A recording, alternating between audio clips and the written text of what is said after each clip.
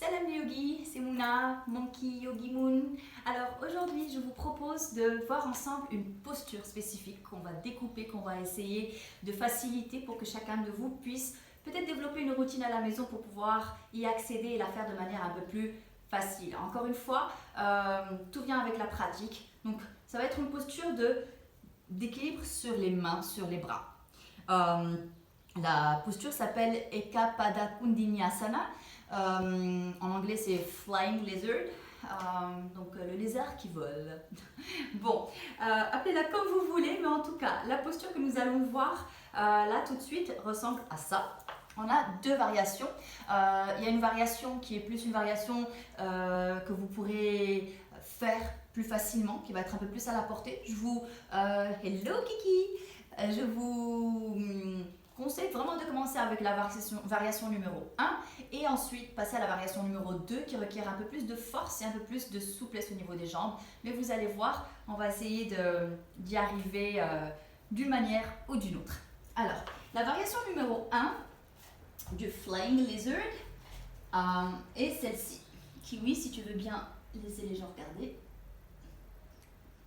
Version 1. D'accord? La deuxième version...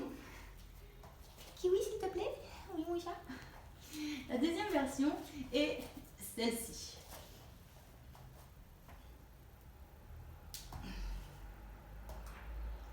Ok?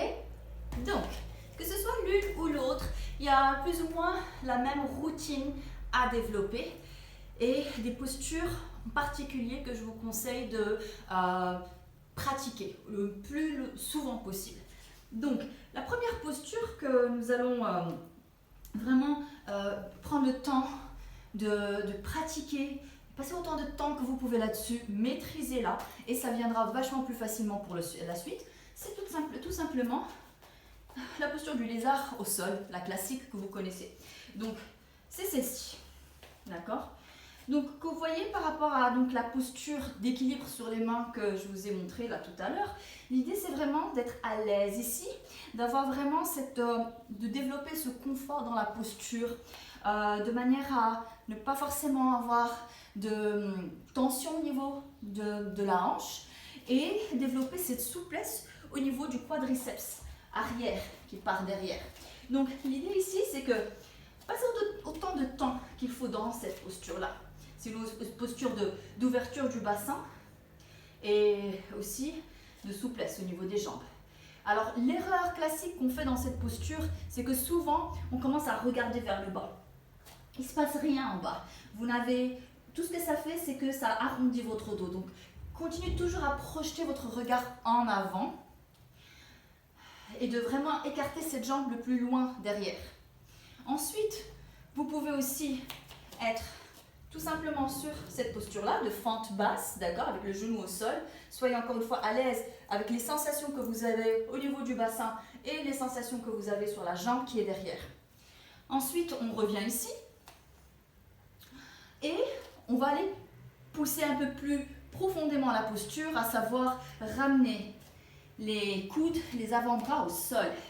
Quand vous êtes ici, n'hésitez pas à sortir un petit peu le pied sur le côté et vous pouvez même ramener le pied sur son tranchant pour être sur cette ouverture du bassin un peu davantage.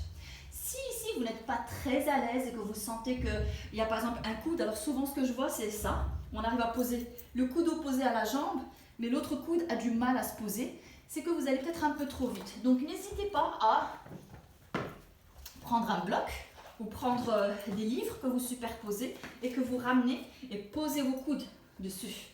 Toujours, projetez votre regard vers l'avant de votre tapis, ne regardez pas à l'intérieur. Et respirez ici, restez aussi longtemps que vous voulez dans cette posture.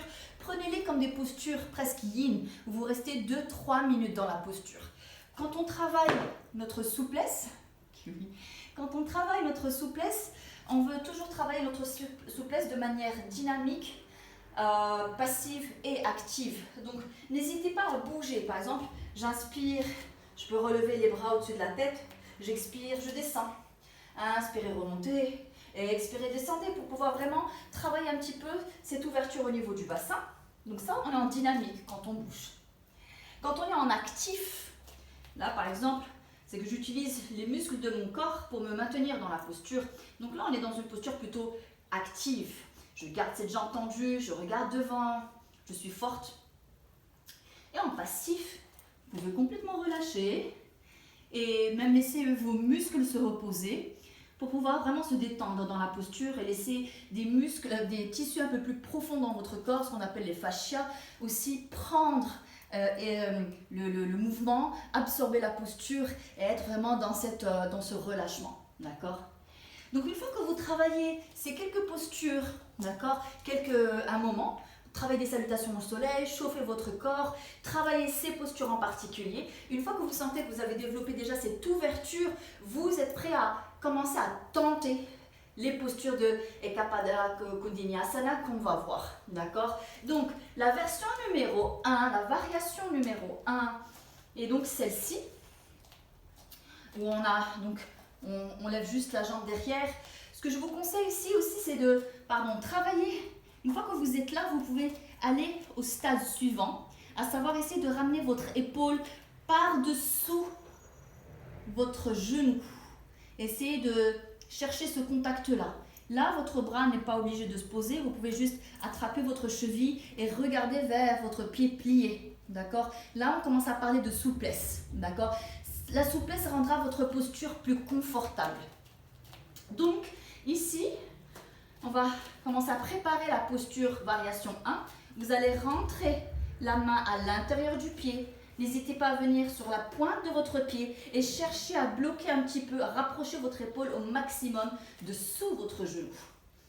Ici, vous êtes obligé de libérer un petit peu votre pied derrière. Vous venez sur la pointe de votre pied. Alors, regardez en avant ce que ça donne. Le pied est à l'intérieur, je rentre. D'accord?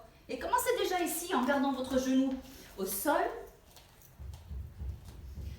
Essayez de voir comment vous balancez ici. Tendez la jambe derrière et commencez à avancer. Regardez à l'avant du tapis, ne regardez pas à l'intérieur. Décollez. C'est plus facile quand on plie le genou. Votre centre de gravité est plus au centre. Quand vous tendez, l'équilibre est un peu plus challengé.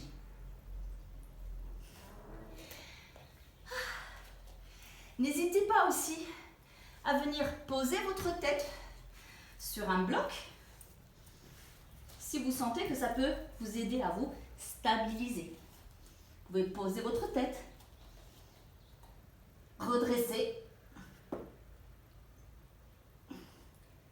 et décoller quand vous êtes prêt. Voilà, ça c'était la variation numéro 1. La deuxième variation est une variation un peu plus qui va challenger un peu plus la souplesse, mais encore une fois, dans cette deuxième variation, vous avez des variations qui peuvent la rendre plus accessible. La deuxième variation, donc, c'est celle où on a la jambe qui part sur le côté. Pour celle-ci, il y a un mouvement très simple, une petite vinyasa que je vous propose, qui peut vous aider à développer la force pour cette posture et aussi à être un enchaînement pour aller vers cette posture. Et c'est tout simplement, à partir de chien tête en bas, commencez à ramener votre genou et remonter le genou. On travaille le centre du corps. J'inspire ici, je remonte et ramenez ce genou sur votre coude. Ok? Et à partir de là,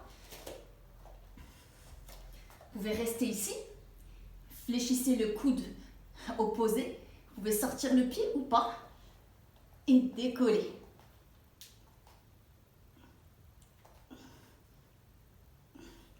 Voilà, celle-ci est un peu plus challenging. Là, je commence à fatiguer. C'est normal, ça sollicite pas mal les poignets. Donc, travaillez pas mal vos poignets. D'accord? Pas de tension au niveau de vos poignets. Travaillez votre souplesse. Mais surtout, travaillez la variation numéro 1 pour que vous puissiez aller plus facilement sur la variation numéro 2. Et la variation numéro 2, travaillez-la avec le genou fléchi d'abord et avec la jambe tendue après, qui requiert plus de souplesse à l'arrière de votre cuisse.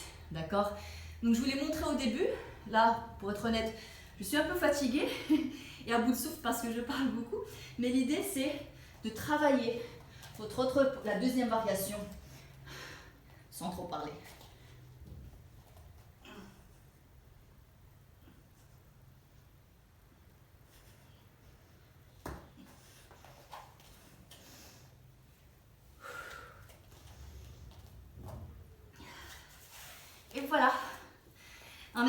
ça change un petit peu des autres classes, des autres vidéos. L'idée ici, c'est vraiment de varier un petit peu. On a tout notre temps pour explorer des postures un peu plus compliquées qui voilà, portent notre pratique à un autre niveau, dans un autre espace. C'est toujours bien de voir qu'on peut dépasser ses limites, à condition bien sûr d'avoir juste les outils. Toutes les postures sont accessibles pour peu qu'il y ait une routine. Routine qui dit routine, dit discipline, dit régularité. Et deuxième chose, technique. Tout est accessible. Donc voilà, si vous avez des commentaires, n'hésitez pas. Abonnez-vous à la chaîne aussi. Et si d'autres postures, vous inquiétez pas, il y en a d'autres qui vont arriver, qu'on va essayer de décortiquer pour avancer dans cette belle pratique ensemble. Namasté!